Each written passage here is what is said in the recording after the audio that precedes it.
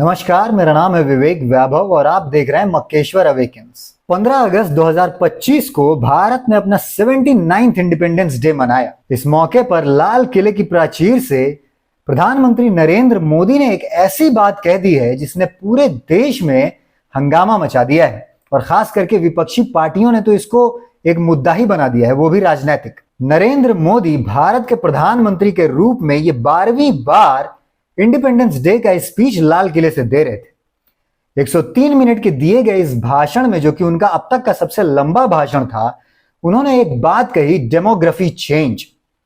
उन्होंने कहा कि भारत की डेमोग्राफी जो है वो डेलिबरेटली चेंज करने की कोशिश की जा रही है और इसके पीछे बहुत बड़ा एक षड्यंत्र चल रहा है।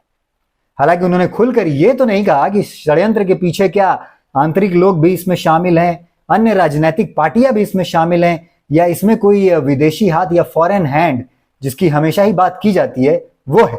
डेमोग्राफी चेंज को लेकर उन्होंने तो सिर्फ इतना ही कहा था कि भाई डेमोग्राफी चेंज जो है वो एक सुनियोजित साजिश के तहत देश के अंदर चलाई जा रही है, जिससे कि हमारे युवाओं का रोजी रोजगार और रोटी वगैरह छिनती जा रही है।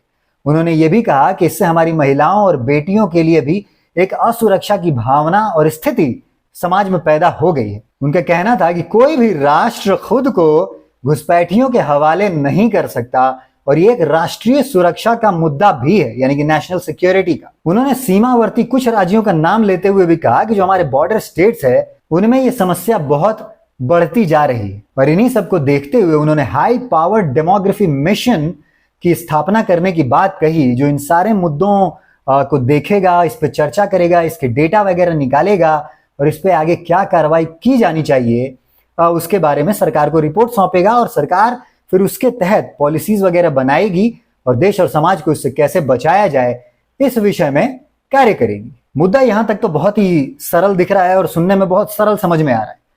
बहुत से जो जागरूक लोग हैं समाज में वो भी इस बात को देख ही रहे हैं कि समाज में डेमोग्राफी चेंज तो हो ही रही है और हमारे पास एग्जाम्पल्स भी है। आगे मैं आपको बताऊंगा कि आज यूरोप की क्या स्थिति है, क्यों है और वो एग्जाम्पल हमारे सामने क्यों है।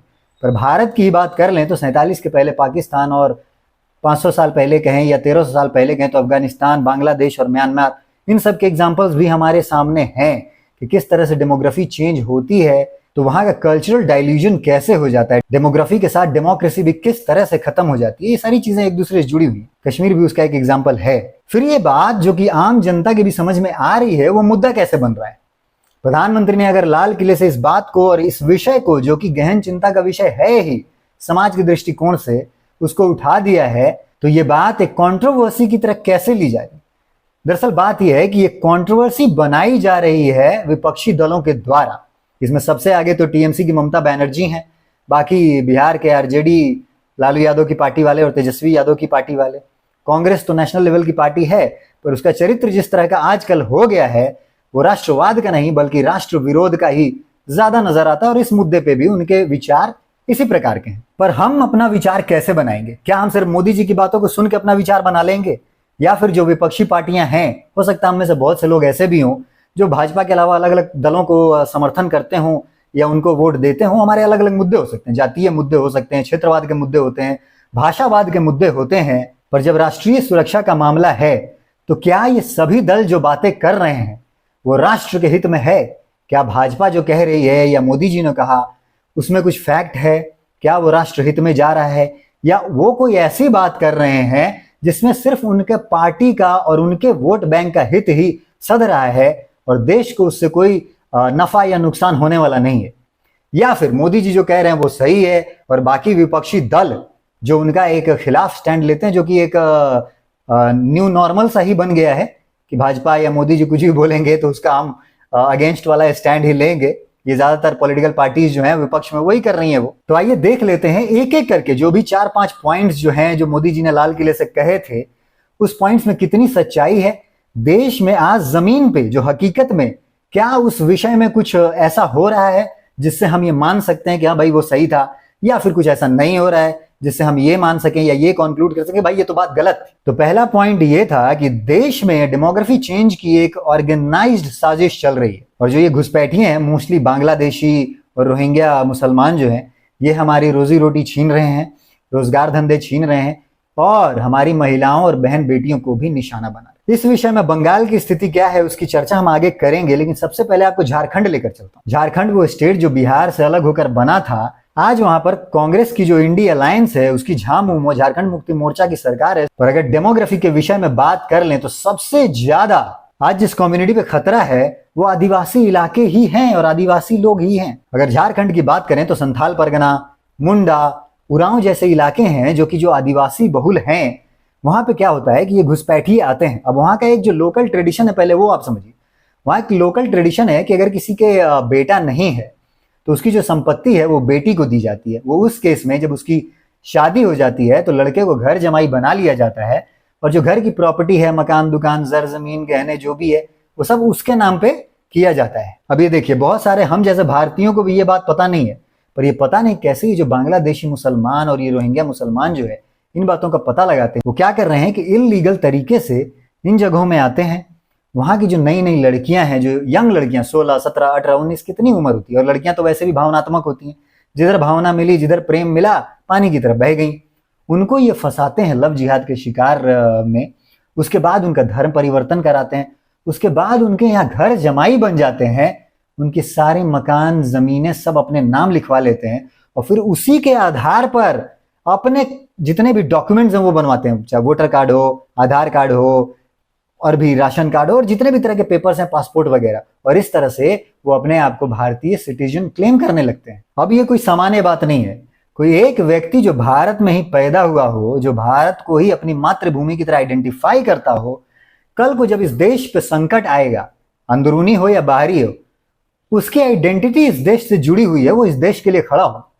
पर वो जो लोग जो अपने को ऐसा बाहरी आइडेंटिफाई करते हैं, जिनको पता है कि हम बांग्लादेशी, हम रोहिंग्या हैं, या फिर बहुत सारे तो ऐसे हिंदुस्तानी मुसलमान भी हैं जो अपने को पाकिस्तानी की तरह आइडेंटिफाई करते हैं, क्योंकि 47 में ये भारत के ही मुसलमान थे जिन्होंने वोट देकर, ब्रिटिश इंडिया गवर्नमेंट के तहत में वोट देकर मुस्लिम लीग को पाकिस्तान बनने के लिए जिताया था।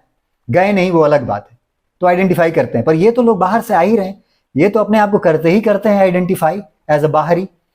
ये क्या राष्ट्रीय सुरक्षा के लिए खतरा नहीं है? ये क्या आपके कल्चरल जो डाइल्यूजन है उसके लिए खतरा नहीं है?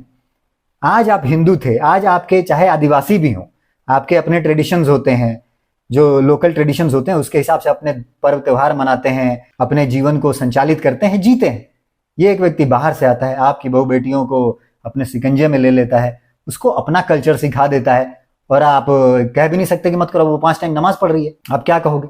घर जमीनें उसने लिखवाई ली, आपको लिखना ही पड़ेगा। आपकी बेटी ने उससे शादी करी है। भावना में इंसान क्या नहीं करता अपने घर परिवार के लिए, कुछ भी करता है आदमी, और लगता है कि हाँ भाई क्या ही हो गया, इससे शादी होनी थी, उससे शादी होनी थी, इसी से कर लो, क्या फर्क पड़ जाएगा? फर्क पड़ता है तब जब मुद्दा एक घर का नहीं होता, ये हर घर में और धीरे धीरे उस पूरी लोकेलिटी में जब फैलता जाता है तो पता चलेगा कि आज जो संथाल परगना था, मुंडा था, उरांव था, वो कल को कहीं ऐसा ना हो कि जैसे आज पाकिस्तान है, बांग्लादेश है, अफगानिस्तान है, उस तरह की स्थिति आ जाए और उसको इस देश से भी काट के एक अलग राष्ट्र बनाना पड़ जाए। और ऐसी मांगे तो उठती ही रहती हैं, जैसे केरला हो गया, कश्मीर जैसे जो राज्य हैं वहां से ये मांगे तो उठती ही रहती है कि हमको अलग देश बना दिया जाए, क्योंकि हम एज एन इंडियन आइडेंटिफाई नहीं करते और भारत में रहना नहीं चाहते। अगली बात मोदी जी ने ये कही थी कि कोई भी राष्ट्र अपने आप को घुसपैठियों के हवाले नहीं कर सकता। इसका एग्जाम्पल आपको भारत से नहीं, यूरोप से दूंगा। ये जितने भी यूरोपियन कंट्रीज हैं, वेस्टर्न कंट्रीज, इलीगल इमिग्रेशन की वजह से उनकी स्थिति आज के डेट में ऐसी बनी हुई है कि निवाला ना उनको निगलते बन रहा है ना उगलते बन रहा है। और इसके लिए जिम्मेदार कौन है? इसके लिए जिम्मेदार वो खुद है। ये शुरू क्यों हुआ था? दरअसल हुआ ये था कि 2011 में सीरिया के अंदर सिविल वॉर हुआ, वही अरब स्प्रिंग। और ये हुआ ही क्यों? क्योंकि वेस्ट वालों को कहीं भी तेल दिख जाए, कहीं कुछ नेचुरल मिनरल्स दिख जाते हैं, अपना कुछ फायदा दिखने लगता है, ये वहां पे वार करवा देते हैं या रिजीम चेंज करवा देते हैं, जैसी कोशिश आज भारत में भी चल रही है, जो बांग्लादेश में कुछ 1 साल पहले हुआ ही है। तो ऐसा ही काम अरब स्प्रिंग के तहत या उससे कहें कि इंस्पायर्ड होकर सीरिया में करा दिया गया। सत्ता बदल गई, इंटरनल वॉर हो गया, सिविल वॉर की सिचुएशन बन गई, वहां से लोग भागने लगे। और सीरिया के बगल में तो यूरोप ही आता है। अब हुआ ये कि ये जो सीरियन लोग थे जिनके अपने देश में कुछ बचा ही नहीं भाई, सारे जब दुकानें टूट गई, जो व्यवस्था बनी होती है बाजारों की, एक बिजली सप्लाई है, पानी सप्लाई है, खाद्य सामग्री की सप्लाई है, जो सरकारें मैनेज करती हैं या जनता भी उसमें व्यवस्थित रहती है, वो सब तो टूट फूट गया, वो सब तो खत्म हो गया। तो अब होगा क्या? तो उन्होंने भागना शुरू किया और ये जितने भी यूरोपियन बॉर्डर्स थे वहां पे जाके डेरा डालने लगे और किसी तरह से घुसना भी शुरू कर दिया उन्होंने। उस वक्त में वहां की सरकारों, खास करके जो यूरोप के जो बड़े देश हैं जैसे United Kingdom, England, France, Germany, इन बड़े देशों ने अपने पब्लिक में ये घोषणा की कि भाई we can take them on the basis of humanitarian ground. इंसानियत के नाते हम उनकी मदद करेंगे और उनको हम अपने यहाँ एज एन माइग्रेंट आने देंगे ताकि उनके जीवन में सुधार हो सके। इसके पीछे उनका एक बहुत बड़ा लालच भी था। दिखावे के लिए तो लोग कहते हैं कि भाई हम मानवतावादी हैं, ह्यूमैनिटेरियन ग्राउंड पे इनको हम ले रहे हैं, इनकी हम देखभाल करेंगे। लेकिन उनको क्या लगा कि भाई ये हमारे यहाँ आएंगे, हमारे यहाँ चीप लेबर की तरह काम करेंगे, सस्ता लेबर, सस्ती मजदूरी। क्योंकि क्या होता है कि यूरोप के देश जो अमीर हैं, अमीर लोगों के पास पैसा होता है, वो ये सब छोटे मोटे काम जो होते हैं कि पखाना साफ करना, टॉयलेट साफ करना, लॉन मो करना, ये सब खुद वो करना नहीं चाहते, तो करेगा कौन? इसके लिए लेबर चाहिए, अब या तो भारत से या इस तरह के छोटे देशों से, लेकिन फिर भी इनमें पैसा तो लगेगा ही। अब ये इलीगल इमिग्रेंट्स जो आ रहे थे, जिनको ये लोगों ने बोला कि मानवतावाद के आधार पर हम इनको अपने यहाँ शरण दे रहे हैं, इनको उन्होंने सोचा कि खाने पीने के लिए तो कुछ तो चाहिए, हम अपना काम करवाएंगे, कम पैसे में काम करा लेंगे और इनको पैसा भी मिलता रहेगा, खाने पीने के लिए मिलता रहेगा, हमारा काम होता रहेगा। पर यहीं पे कर दी उन्होंने बहुत बड़ी भूल। उन्होंने शायद इस्लाम को या इस्लामिक मेंटालिटी को ना पढ़ा ना ही इतना समझा। कुछ ही सालों में यूरोप के इन देशों में क्या होने लगा कि इनकी आबादी विस्फोट होने लगी, बहुत ज्यादा बढ़ने लगी। जैसा कि आपको पता ही है कि 8-8 बच्चे, 10-10 बच्चे एक साथ पैदा करते हैं। आप करोगे 1, 1.5, 2, इससे ज्यादा आप करोगे नहीं।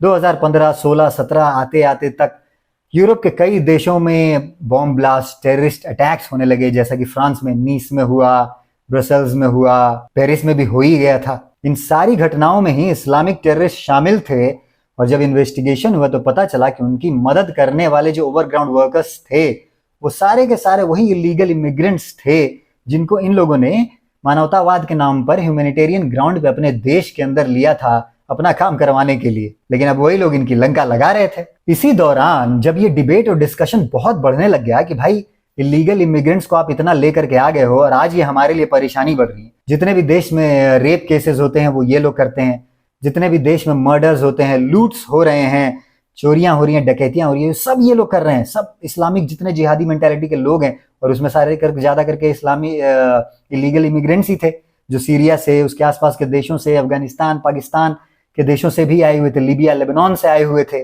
वेस्टर्न वर्ल्ड का आम समाज जब इस बात का विरोध करने लग गया तो सरकारें उस विरोध को दबाने लगी और कहने लगी कि नहीं भाई ये इस्लामिक जिहाद कुछ नहीं होता, इस्लामिक टेररिज्म कुछ नहीं होता।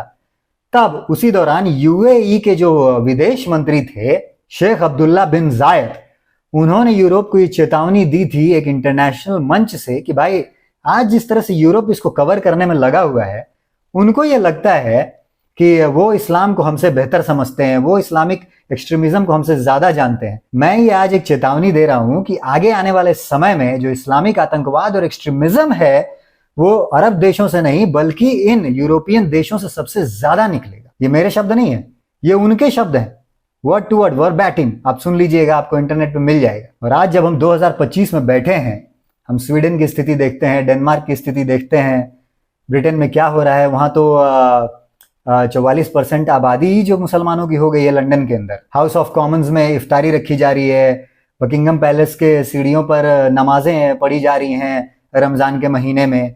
तो किस तरफ बढ़ रहे हो या किस तरफ बढ़ गए हो? यूके, फ्रांस और जर्मनी की जो स्थिति है वहां तो अब पॉलिटिकल डिस्कोर्स में भी वो लोग इन्फ्लुएंस करने लग गए हैं।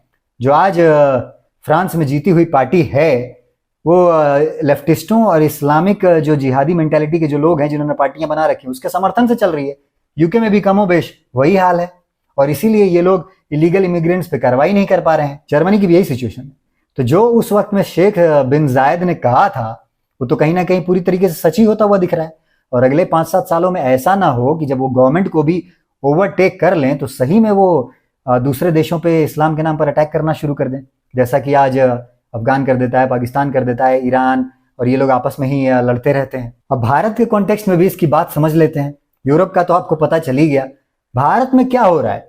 हो सकता है की बात नहीं कर रहा हूं कि क्या हो सकता है अगर इलीगल इमिग्रेशन होगा, तो इमिग्रेशन तो है, क्या हो रहा है ये समझ लेते हैं। और ये आज का मुद्दा नहीं है, ये 1971 से ये चल रहा मुद्दा है। इलीगल इमिग्रेशन का जो इन्फ्लक्स था 71 में, उसी की वजह से इंदिरा गांधी को, भारत सरकार को ये बांग्लादेश का वॉर लड़ना पड़ा था और उसको काट के एक नया देश बनाना पड़ गया था, क्योंकि बहुत सारे लोग उधर से इकोनॉमिक कारणों से और भी कारणों से भाग भाग के भारत में आ रहे थे। और ये बात उस वॉर के बाद भी रुकी नहीं, उसके बाद भी लगातार इन सीमावर्ती क्षेत्रों में जो इन्फ्लक्स है इलीगल इमिग्रेशन का और इमिग्रेंट्स का वो हो ही रहा है।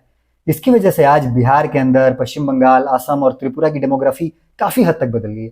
असम और त्रिपुरा तो मुस्लिम मेजोरिटी ही हो गया है, हिंदू माइनॉरिटी में आ गया 49% या उससे भी कम ही। पश्चिम बंगाल में लगभग 30% मुसलमान हो ही चुके हैं। और ये डेटा कहता है, बहुत सारे रिसर्च और स्टडीज में पाया गया है कि जहां भी मुस्लिम आबादी 30% हो जाती है वहां बहुत तेजी से चीजें चेंज होती हैं और तकरीबन 10 सालों में ही कब वो मेजोरिटी में बन जाएंगे आपको पता भी नहीं चलेगा। बिहार के अंदर भी लगभग 4 जिले ऐसे हैं जो सीमांचल के हैं, नेपाल और उधर के बॉर्डर से लगते हैं। पूर्णिया हो गया, कटिहार हो गया, किशनगंज और अररिया, ये चारों जिले मुस्लिम बहुल हैं। वहां तकरीबन 17-18% के लगभग ही हिंदू बचे हैं और जो हिंदू रहते भी हैं वो भी मुसलमानों की तरह रहते हैं। आपको पता भी नहीं चलेगा जब तक वो आपको अपना नाम नहीं बताएंगे कि ये हिंदू है, चाहे पहनावा ओढ़ावा, खान पान हो, रहना सहना हो, हर चीज। अब इन्हीं इलीगल इमिग्रेंट्स को लेकर जो इंटेलिजेंस एजेंसीज हैं उन्होंने गृह मंत्रालय को एक रिपोर्ट सौंपी है जिसमें उन्होंने बताया है कि अपने देश में जितने भी तरह की ह्यूमन ट्रैफिकिंग होती है, हथियारों की स्मगलिंग होती है, जाली नोटों का धंधा होता है या ड्रग्स की तस्करी होती है, इन सब में बहुतायत से ये इलीगल इमिग्रेंट्स हैं। ये इनके लिए इजी मनी होता है और पैसा तो ज्यादा है और इनका आना जाना है बॉर्डर पे, भाई इनको तो आदत हो चुकी है उस खतरे में जीने की। तो ये लोग ये सारे काम करते हैं और देश तो आपका बर्बाद कर रहे हैं। और देश का मतलब क्या? देश के अपने हाथ पैर तो होते नहीं है। देश में तो आप रहते हो, समाज में आप रहते हो, आपके हाथ पैर हैं, आपका मुंह है, आपके बच्चे हैं, आपका घर परिवार है। तो ये जो ह्यूमन तस्करी हो रही है किसकी हो रही है? आपकी बहन बेटियों को उठा के बेचेंगे कहीं से भी अगवा करके, आपके बच्चों को ले जाएंगे बेचेंगे, आपके बच्चों को स्मैक ड्रग्स वगैरह दिया जा रहा है। ये हथियार जो लाए जा रहे हैं इनसे आतंकवादी घटना होती है और ये पहलगाम जैसी घटना होती है, हिंदुओं को मारा जाता है। तो इसके भुक्तभोगी तो हम ही लोग हैं। अब इसमें पॉलिटिकल एंगल तो जबरदस्त जुड़ा ही हुआ है, क्योंकि अल्टीमेटली पॉलिसी जो डिसीजन होता है, पॉलिसी मेकिंग का जो डिसीजन होता है वो तो पॉलिटिकल लोगों को ही करना होता है जो सरकार में होते हैं, और विपक्ष का काम है उनके खिलाफत करना। हाँ, ये समझना चाहिए कि कौन सी बातें देश हित में है या देश विरोधी है और उसके हिसाब से समर्थन या विरोध करने का एक फैसला लेना चाहिए। लेकिन अभी जो देश में हालात बन गए हैं वो इस तरह के हैं कि सरकार कोई भी फैसला लेगी, कुछ भी करेगी, विपक्ष उसमें साथ आ ही नहीं सकता। इस मुद्दे पे भी नहीं है। ये गैर कानूनी जो घुसपैठियां हैं इनको घुसाने का बहुत बड़ा जो एक इल्जाम है वो इन विपक्षी पार्टियों पर भी है, विरोधी पार्टियों पर। बंगाल में ममता बनर्जी की सरकार पे है कि वो उन लोगों को लेके आती है या जो आ जाते हैं उनको ये डॉक्यूमेंट्स बनवाने में मदद करती है। आधार कार्ड, वोटर आईडी कार्ड, ये सब तो बहुत इजीली बन जाते हैं। बिहार के अंदर आरजेडी यही काम करती है। ये क्यों कर रहे हैं ये लोग? हैदराबाद के अंदर जो अपना ये ओवैसी है वो बांग्लादेश के बॉर्डर से, मतलब बंगाल, बिहार जैसे राज्यों से ये बांग्लादेशी रोहिंग्या घुसपैठियों को ले जाके हैदराबाद में बसाया हुआ है। वहां लोग मिल रहे। भाई इतने अंदर भारत के कैसे पहुंच जा रहे हैं? दिल्ली के अंदर कैसे पहुंच जा रहे हैं? कश्मीर के अंदर तक पहुंचे हुए लोग। उत्तराखंड में हल्द्वानी की घटना आपको पता है, जहां रेलवे की जमीन हड़पी गई थी और फिर कोर्ट ने भी उल्टे सीधे ऑर्डर दे दिए, भाई इनको पहले बसाने का इंतजाम कीजिए और उसके बाद ये जमीन लीजिए। भाई ये क्या बात हुई? किस कोई भी इलीगल कोई भी जमीन हड़प लेगा तो उसके बाद आप उनको जमीन दिलवाओगे और घर दिलवाओगे सरकार से? तो फिर तो हम इतनी मेहनत करके क्यों कमा रहे भैया? हम भी यही कर लेते। खैर, मुद्दा ये था कि वहां जो लोग पाए गए, जितने परिवार थे, उसमें भी बहुत सारे घुसपैठिए ही थे। तो ये इतने अंदर अंदर तक चले गए हैं और ये जो विरोधी पार्टियां हैं ये मदद करती हैं उनको डॉक्यूमेंटेशंस को हासिल करने में। सरकारी तंत्र में घुस करके आधार कार्ड बनवा देती हैं, राशन कार्ड बनवा देती हैं, पैन कार्ड बनवा देती हैं और इसके आधार पर ये लोग देश में रहते हैं, काम करते हैं, सरकारी योजनाओं का लाभ लेते हैं। तो ये लाभ अगर ये ना ले रहे होते तो किसको मिलना चाहिए था? आपको। सरकार का जो पैसा इन पे खर्चा हो रहा है इन पे ना होकर किसको मिलना चाहिए था? आप पर। अब यही विपक्षी पार्टियां जो हैं उन्होंने इसका राजनीतिक पक्ष भी ढूंढ लिया है। वो सरकार पर यह इल्जाम लगाना शुरू कर चुकी हैं कि भाई डिलिमिटेशन होने वाला है, जो परिसीमन होने वाला है लोकसभा सीटों का, जिसकी संख्या बढ़ाई जाएगी, क्योंकि बहुत साल पहले हुआ था तो उस वक्त के हिसाब से ही जो सीटें, जो आबादी थी उसके हिसाब से सीटों की संख्या रखी गई थी। अब आबादी 140 करोड़ हो गई है तो जनप्रतिनिधियों की संख्या भी तो उस हिसाब से बढ़नी चाहिए, नहीं तो एक जनप्रतिनिधि पे भार बहुत ज्यादा आ जाता है। तो इसको डिलिमिटेशन करते हैं, सीटों की संख्या बढ़ाई जाएगी। विरोधी पार्टियों का यह कहना है कि ये डिलिमिटेशन जो होने वाला है उसी की वजह से ये मुद्दा डेमोग्राफी चेंज का उठाया गया है, क्योंकि उनका ये मानना है कि साउथ इंडिया में जो है वो पॉपुलेशन कम बढ़ा है और नॉर्थ इंडिया में बहुत बढ़ा है। तो सरकार क्या करेगी, पॉपुलेशन के हिसाब से ही सीटें बढ़ाएगी, तो नॉर्थ इंडिया में ज्यादा बढ़ जाएगा, साउथ इंडिया में कम। और जैसा कि सबको पता है कि भाजपा का जो स्ट्रांग होल्ड है वो नॉर्थ में ज्यादा है और साउथ में नहीं है। तो इन पार्टियों का, जैसे एम के स्टैलिन की पार्टी है, कांग्रेस तो है ही जिनका साउथ में ज्यादा होल्ड है, और लेफ्ट की पार्टियां हैं जो केरला वगैरह में, वो लोग ये आरोप लगा रही हैं कि भैया ये डीलिमिटेशन करना चाह रहे हैं और करेंगे, उसका ही एक आधार बनाना चाहते हैं, जिसकी वजह से ये डेमोग्राफी चेंज की ये बात कर रहे हैं, ताकि बाद में ये कोई मुद्दा ना बने कि भैया आपने उधर सीटें ज्यादा क्यों बढ़ा दी और इधर आपने कम क्यों बढ़ाई, ताकि इधर तो घुसपैठिए ज्यादा थे। क्योंकि बहुत सारे जो स्टेट्स हैं साउथ के अंदर में वो इस्लामाइज ज्यादा हो चुके हैं, केरला तो पूरी तरीके से ही हो चुका है इस्लामाइज और क्रिश्चियनाइज्ड। हालांकि डीलिमिटेशन के लिए पहले जनगणना करनी पड़ेगी। लास्ट में जो पॉपुलेशन काउंटिंग हुई थी वो 2011 में हुई थी। हर 10 साल पे होनी होती है, तो 2021 में होना चाहिए था, लेकिन उस वक्त में कोविड चल रहा था, तो अब शायद 2026 में कराया जाएगा। भाजपा के कुछ बड़े मंत्रियों और नेताओं का ये कहना है कि भाई इसी संदर्भ में ये एनआरसी सीएए का विषय जो है वो लेके आया गया था, ताकि देश की एकता और अखंडता जो है वो बरकरार रहे। भाई national register of citizens, NRC, ये तो होना ही चाहिए ना। घर में कितने लोग रहते हैं वो घर के मेंबर को पता होना चाहिए ना, इस घर में 5 लोग रहते हैं, पर अपने देश में पता ही नहीं है कि कितने लोग रह रहे हैं। और एनआरसी की बात होती है तो ये जो वोट बैंक की पॉलिटिक्स करने वाले लोग हैं, जो ये उल्टा आरोप भाजपा पे लगा रहे हैं कि वो वोट बैंक की पॉलिटिक्स कर रही है और ये लोग नहीं कर रहे हैं, जबकि इनको पता है। जो ममता बनर्जी है, ममता बनर्जी ने तो यहां तक कह दिया है अभी कि प्रधानमंत्री के भाषण पे कि भाजपा अपने 2014 में किए गए रोजगार वगैरह के वादे में फेल हो गई है और उसी को बचाव करने के लिए ये एक नया मुद्दा, नया दुश्मन ढूंढा जा रहा है कि भाई आपके जो रोजगार धंधे, जो आज बेरोजगारी है और नहीं मिल पा रही है, जो विपक्ष का मुद्दा है कि आपको युवाओं को रोजगार नहीं मिल पा रहा है, वो इस वजह से नहीं मिल पा रहा है क्योंकि अवैध घुसपैठिए आ गए, ये भाजपा कहना है। और भाजपा अपने आप को बचाने के लिए, क्योंकि वो रोजगार नहीं दे पा रही है, वो ये मुद्दा लेकर के कि आपका दुश्मन हम नहीं, हमारी वजह से रोजगार नहीं मिल रहा है, ऐसा नहीं है, वो तो इनकी वजह से रोजगार नहीं मिल रहा है, ये ममता बनर्जी का कहना है। और उनके साथ साथ उन्हीं की पार्टी की सागरिका घोष, जो कि राजदीप सरदेसाई की पत्नी है, उनका भी यही कहना है कि भाई ये भाजपा जो है ये तो पॉलिटिक्स कर रही है, वोट बैंक की पॉलिटिक्स कर रही है, और अपना जो फेलियर है देश को चलाने में और रोजगार देने में उसको एक्सेप्ट कर रही है, उसकी वजह से ये स्टेटमेंट दे रहे हैं मोदी जी। हालांकि आपको पता ही होगा कि राजदीप सरदेसाई और सागरिका घोष ये वही लोग हैं जो हार्डकोर लेफ्टिस्ट हैं, भाजपा विरोधी हैं, और एक वक्त में कांग्रेस की गोद में बैठकर पत्रकारिता करते थे। हालांकि समाज में ये जो डिबेट डिस्कशन है जिसको प्रधानमंत्री ने एड्रेस किया था लाल किले से, वो कोई बेसलेस भी नहीं है, आधारहीन नहीं है। इकोनॉमिक एडवाइजरी काउंसिल ने 2023 में प्रधानमंत्री को एक रिपोर्ट सौंपी थी जिसमें उन्होंने साफ साफ ये बताया था कि भारत के अंदर जो पॉपुलेशन का रेशियो है उसका अनुपात बिगड़ता जा रहा है। मुस्लिमों की जनसंख्या परसेंटेज के हिसाब से बहुत तेजी से और ज्यादा बढ़ रही है, और वहीं दूसरी तरफ हिंदुओं की जनसंख्या परसेंटेज के हिसाब से बहुत कम और धीरे बढ़ रही है। किसी भी देश में, मतलब ये एक जनरल स्टडी है वर्ल्ड वाइड, कि एक अगर पॉपुलेशन को आपको कंप्लीटली रिप्लेस करना है, मान लेते हैं कि जैसे 30 लाख आज इस देश की जनसंख्या है एग्जांपल के लिए, और उस 30 लाख की जनसंख्या को कंप्लीटली रिप्लेस करना है और मेंटेन किए रहना है कि 30 लाख बनी रहे, बढ़े भी नहीं घटे भी नहीं, तो तकरीबन पर परिवार 2.5 बच्चे पैदा करने पड़ेंगे। 2.5 मतलब कोई 3 करेगा, कोई 2 करेगा, कोई 1 कर लेगा, तो उस हिसाब से एवरेज आउट होके 2.5 आ जाएगा, तो जो है जनसंख्या बढ़ेगी भी नहीं घटेगी भी नहीं। लेकिन आज भारत की क्या स्थिति है, हिंदुओं में जो बर्थ रेट है उसका परसेंटेज ये है कि पर फैमिली 1.9 है, मतलब 2 बच्चे से भी कम, और मुसलमानों में 3 पॉइंट समथिंग है, मतलब 3 बच्चों से ज्यादा। हालांकि बहुत लोगों का ये कहना है कि ओवरऑल जो बर्थ रेट और परसेंटेज का रेशियो है वो धीरे धीरे घटा ही है, चाहे हिंदुओं में हो या मुसलमानों में भी हो।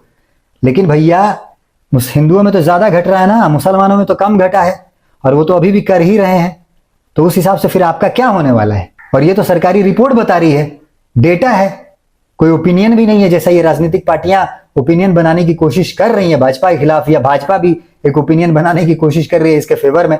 देखना तो डेटा ही पड़ेगा ना, डेटा तो इस बात का समर्थन कर रहा है जो भाजपा कह रही है। चलिए ये तो नैरेटिव हो गया, विपक्ष तो ये नैरेटिव बनाएगा ही कि ये मुसलमानों के खिलाफ एक हेट्रेड फैलाने की क्रिया है, क्योंकि उनका वोट बैंक ही वही है, और वो जानते हैं कि जितने भी लीगल्स भी रहेंगे वो उन्हीं को वोट देंगे, क्योंकि दूसरी पार्टी आएगी तो उनको भगा देगी, ये उनको संरक्षित करके रखते हैं।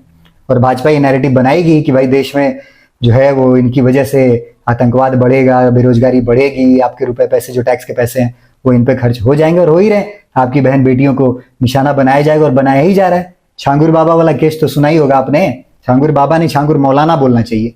वो क्या करता था, हिंदुओं के मोहल्ले के बीच में रहता था, और हिंदू इतने मतलब गफलत में जीते हैं कि अंधे होके जीते हैं, सोए रहते हैं, 32 लड़कियों का उसने धर्मांतरण कराया, हिंदू लड़कियों का।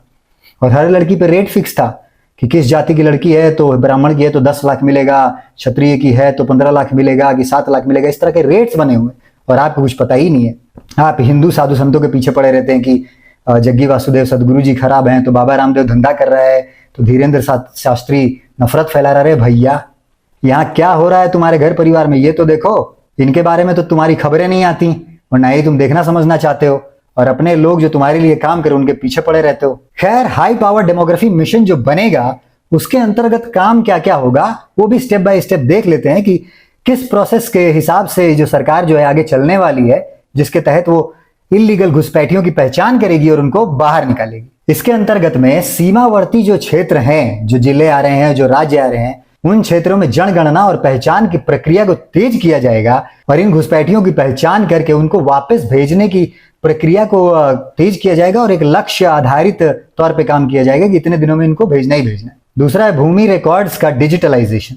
जैसे अभी तो पेपर में ही होता है ना, एक ही जमीन है, 4 लोगों को बेच दी, रजिस्ट्री हो जाती है, वहां पता नहीं होता कि भाई किसका, उसके पास पेपर है ओरिजिनल, उसने इसको बेच दिया, उसको बेच दिया, उसको बेच दिया। तो इसका अब डिजिटलाइजेशन करना है ताकि हर किसी को पता रहे और कोई भी एक क्लिक पे ही ढूंढ ले कि भाई किसकी जमीन है और कौन कौन से अवैध कब्जे वाले जमीन है, इसका भी पता लगाया जा सकेगी। जिसके पास कागज होंगे वही तो प्रूफ कर पाएगा, उसी का तो डिजिटल रिकॉर्ड्स में नाम चढ़ेगा। और ये बिहार तो सबसे पहला राज्य है भूमि रिकॉर्ड्स का डिजिटलाइजेशन करने वाला, वहां तो लगभग कंप्लीट भी हो चुका है, 90% से ऊपर हो ही चुका होगा। तीसरा इसके अंदर में ये कदम होगा कि महिला और आदिवासियों की सुरक्षा के लिए विशेष टास्क फोर्स बनाया जाएगा, क्योंकि इनका जो मेन टारगेट होती है वो वही होती है।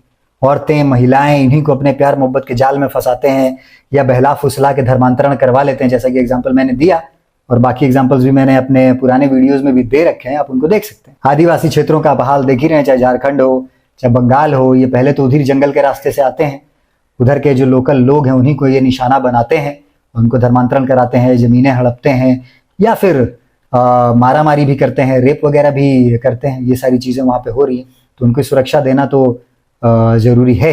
इसके अलावा जो इस डायरेक्शन में कदम पहले से उठाए जा रहे हैं वो है एनआरसी। एनआरसी पूरे देश में नहीं हुआ है पर राज्यों के स्तर पे कहीं कहीं पे करवाया गया है। आसाम में हुआ था, लेकिन वहां हुआ ये कि जो 19 लाख लोग जो एज अ बाहरी आइडेंटिफाई हुए, उसमें बहुत बड़ी संख्या में हिंदुओं का भी नाम आ गया था, तो सरकार ने इसको रोक दिया, क्योंकि ऑब्वियसली कोई नहीं चाहता कि हिंदू वापस जाए। भाई आखिर वो भाग के ही तो आए, उनको भगाया ही तो गया है बांग्लादेश, वहां पे प्रताड़ित ही तो किया गया है, तो उनको फिर से वापस भेजने का क्या ही मतलब है। तो इसलिए वहां पे रुक गया। बाकी और स्टेट्स में, शायद उत्तराखंड में भी चालू है, तो अभी देखते हैं कि इस पे आगे सरकार और क्या करती है। हालांकि जिस तरह से स्टेप्स लिए जा रहे हैं, हो सकता है कि अभी केंद्रीय स्तर पर इस पे कड़ाई से कोई फैसला हो और इसको कराया ही जाए। पॉसिबली हो सकता है कि जनगणना के बाद इसकी कार्रवाई की जाए। दूसरा ये किया गया है कि जो बीएसएफ का अधिकार क्षेत्र है, बॉर्डर सिक्योरिटी फोर्सेस का, उसका जो एरिया है जिसको वो कवर करती है, जिसको वो गार्ड करती है, उसको 50 किलोमीटर तक कर दिया गया। पहले नहीं था, पहले कुछ किलोमीटर तक ही था बॉर्डर के आसपास, लेकिन अब वो अंडर के 50 किलोमीटर तक के हिस्सों को कवर करेगी, ताकि पुलिस पे भरोसा नहीं। पुलिस तो करप्ट है इस देश में भैया, और पुलिस तो सरकारों के हिसाब से काम करती है। जो भी लोकल वहां गवर्नमेंट रहेगी, ये गवर्नमेंट रहेगी उसके हिसाब से काम करेगी, वो गवर्नमेंट रहेगी उसके हिसाब से काम करेगी। तो पैसा पूसा लेके या सरकारी दबाव में उनको कोई फर्क नहीं पड़ता कि भैया हमारे देश में क्या हो रहा है। इस देश में देशभक्ति किसके अंदर है, नहीं है, समझ में ही नहीं आता। और खास करके मुझे तो लगता है कि आम जनता में होगा भी, ये सरकारी मुलाजिमों में तो नहीं, इनको सिर्फ नोट दिखता है। नहीं तो इलीगल पासपोर्ट, इलीगल आधार कार्ड, आप लीगल बनवाने जाओ आपका नहीं बनेगा। 50 पेपर आपसे मांगेंगे, 50 तरह के सवाल करेंगे, उसके बाद भी अड़ंगा लगा देंगे इसमें नाम गलत है, नाम का स्पेलिंग गलत है, एड्रेस गलत है, दोनों में सेम एड्रेस होना चाहिए, तीनों में सेम एड्रेस होना चाहिए। उनका कैसा बन जा रहा है भाई? शर्म भी नहीं आती। सरकार करना तो बहुत कुछ चाहती है, लेकिन सरकार को पहले तो यह भी समझना होगा कि पहले तो ब्यूरोक्रेसी ठीक करो। सरकार खुद अपने हाथ से तो करेगी नहीं, करवाओगे तो किसी से, और तुम्हारे हाथ पैर तो यही सरकारी अधिकारी और मुलाजिम है, और यही लुटे हुए बिके हुए साले थोड़े थोड़े पैसों के लिए, तो क्या ही काम होगा। और सरकार की जो पॉलिसीज है वो कैसे अंतिम व्यक्ति तक या लास्ट तक जो है टू द टी फॉलो होंगी और फुलफिल होंगी। खैर, तो सारी इंफॉर्मेशन लगभग यही थी। अपने एग्जाम्पल्स हो, फॉरेन के एग्जाम्पल्स हो, आसपास के देशों में क्या हो रहा है, ये सब देख करके, और जो हमारे देश में डेटा अवेलेबल है, अपना ओपिनियन एक बनाना चाहिए कि हमारे हित में क्या है, हमारे देश के हित में देश क्या होता है। जैसा कि मैंने कहा था पहले भी कि देश के अपने हाथ पैर तो होते नहीं, देश में तो आप ही रहते हो, तो देश के साथ अच्छा बुरा होगा तो मतलब देश के जमीन के साथ थोड़ी होगा, पहाड़ के साथ थोड़ी हो, आपके साथ ही होगा, हमारे साथ होगा। हमको हमारे समाज की सुरक्षा करनी है, इसलिए क्योंकि हमें अपने घर परिवार की सुरक्षा करनी है, इसलिए क्योंकि हमें खुद की सुरक्षा करनी है, तो हमें इन मुद्दों को जानते समझते हुए अपने विचार बनाने ही होंगे और डेटा और फैक्ट्स के बेसिस पे बनाने होंगे और इस तरह से बनाने होंगे कि जो हमारे हित में हो, हमारे परिवार के हित में हो, हमारे समाज के हित में हो और अंततः हमारे देश के हित में। तो क्या ये जो डेमोग्राफी चेंज का विषय है, ये सच में एक संकट है या एक राजनीतिक नया मोर्चा है? और मोदी सरकार का ये जो डेमोग्राफी मिशन है, ये क्या सच में समस्या सुलझाएगा या सिर्फ एक नई राजनीतिक बहस बनकर रह जाएगा? ये तो वक्त ही बताएगा। और आपको ये वीडियो कैसा लगा कमेंट करके बताएं, और आप आगे हमें किन मुद्दों पर विचार करते हुए देखना चाहते हैं वो भी कमेंट में लिख के हमें भेजें। अगर आपको लगता है कि ये वीडियो किसी के लिए सुनना जरूरी है तो उस तक शेयर भी करें। वीडियो आपको अच्छा लगा तो लाइक और सब्सक्राइब भी करें। मकेश्वर अवेकेंस एक यूट्यूब चैनल नहीं है बल्कि एक जन आंदोलन है। हमारा उद्देश्य है डेटा और फैक्ट्स के माध्यम से समाज के अंदर एक जागरूकता फैला, और अगर आपकी अंतरात्मा अभी जिंदा है तो आप भी इस आंदोलन का हिस्सा हैं। नमस्कार।